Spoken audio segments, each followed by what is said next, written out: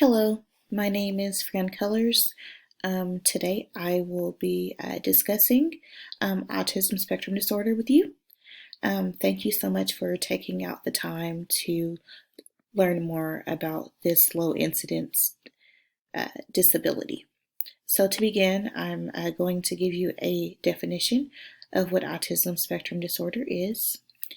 Autism is a developmental disability that's characterized by impairments in communication, learning, and reciprocal social interactions. Autism is often identified during infancy or early childhood, and it does adversely affect educational performance.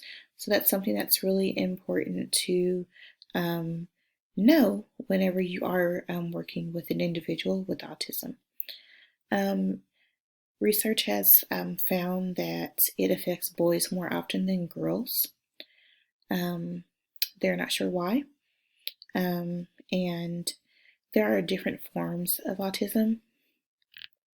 And individuals with autism may have average abilities, or they can be gifted or talented. So when it comes to social relationships with individuals who do have autism, they do have a significant difficulty with forming those social relationships. And this may be due to them resisting human contact, and this occurs at an early age. So they often have a difficulty when it comes to learning how to respond to those social cues that occur whenever you are interacting with someone. And when it comes to being social with others, they may seem like they are uninterested in developing those relationships, so it may be hard for them to have friends.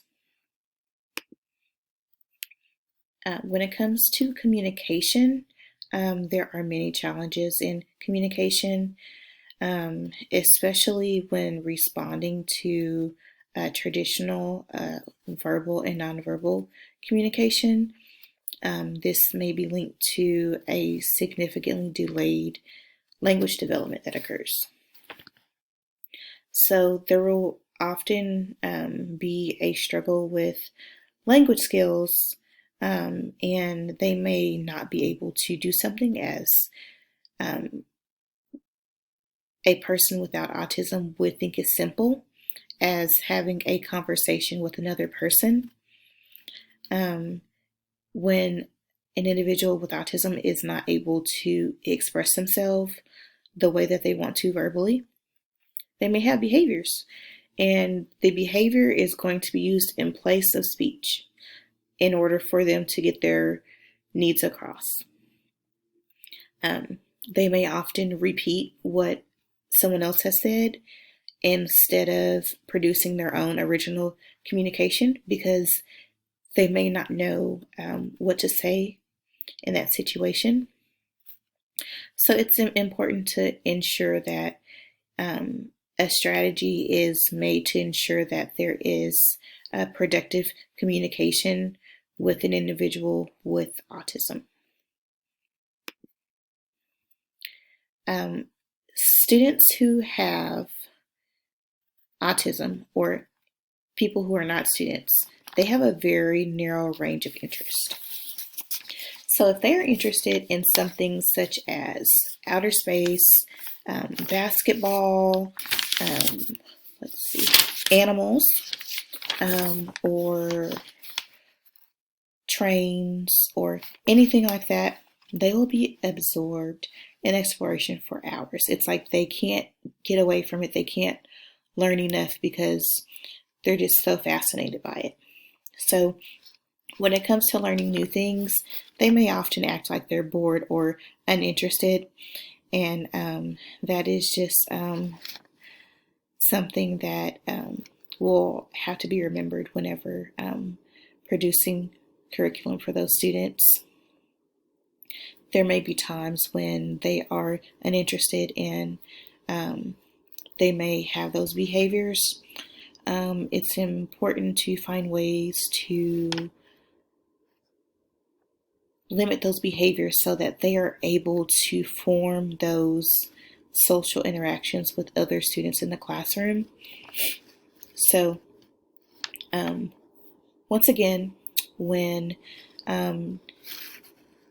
teaching students with autism, it's just important to keep the idea of what they're interested in the back of your mind so you can include it into your curriculum. Student stress is something that I think is very important to have an understanding of when dealing with a student with autism in the classroom, because something that may be a trigger for them may not be a trigger for you.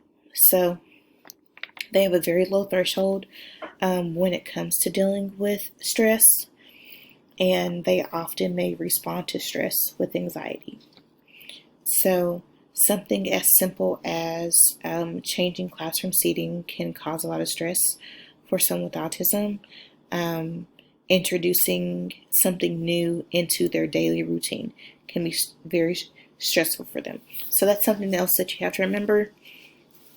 And when it comes to the environment, noise and odors may cause stress. So you may have to limit things such as perfumes or things that may have strong smells, because it could cause stress to an individual with autism.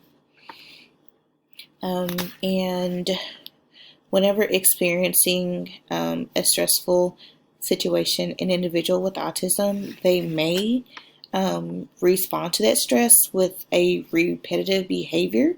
So it's just important to look out for things like that. A great way to help a student that may be stressed whenever things do change is to allow them time to prepare for that change. It can be as simple as maybe 2 or 3 minutes before the transition from a subject or to a different classroom can be told to the student so that they're able to prepare for that. Diversity of students with autism spectrum disorder is something that you have to be aware of. There are many different forms of autism, and the label given to an individual with autism will not always inform you of their strengths and their needs. So you may have an individual who has significant intellectual abilities, and they may require less support than an individual who may have a more severe case of autism and may need a lot more support and structure.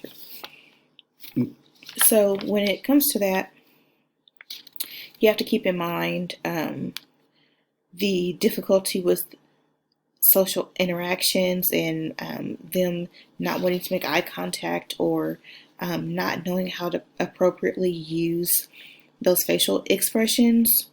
So that may interfere with them understanding others. There also may be a challenge when it comes to using language correctly.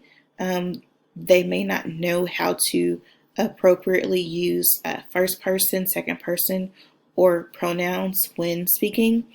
And they may struggle with making friends because of the frustration that may come along with speaking with others. So how can we support our students with autism? We can do this by responding to their behavior. The behavior of an individual with autism may be seen as unusual and disturbing to teachers and students just because you may not understand that student. So you have to work on building those relationships. And it's always important to still remember that their behaviors will interfere with their learning. So it's important to find ways to give them space and to keep them engaged when they are learning. And you can just do this by having a structured behavior support program. Accommodations can be made just by making sure that they are in a structured and predictable environment, because this will reduce the amount of behaviors that they do display. There may be times when a student will need to work by themselves or to just be alone for a short amount of time. I'm sure that you will be able to find support from a special education teacher and make something as simple as a home base for them. So whenever they are feeling overwhelmed and not wanting to interact with others, they'll be able to take that time to do their work on their own. And we can foster our students with autism social interactions by taking the time to observe them. That way you can understand how they see things from their perspective. So it may be just as simple as showing them how to have a conversation, showing them when to pause whenever speaking with someone else, or when to change the topic when they are speaking, or to just be flexible with having a conversation with another person. That way the conversation may not always be focused on them or on the other person. That way they can just learn how to be a more flexible individual. Now, when it comes to communicating with students, it's important to not make an individual with autism feel pressured to speak. Whenever an individual with autism feels pressured to speak, they may often shut down and display those behaviors that they display whenever they are feeling stressed. You may have to learn some sign language for those who are nonverbal as a means of communicating with them. Or you can use something as simple as a communication board that will just have pictures of different things, so that whenever you are working with a student, they are able to show you the needs that they may currently have. Thank you so much for taking the time to learn about autism with me. Have a great rest of your day.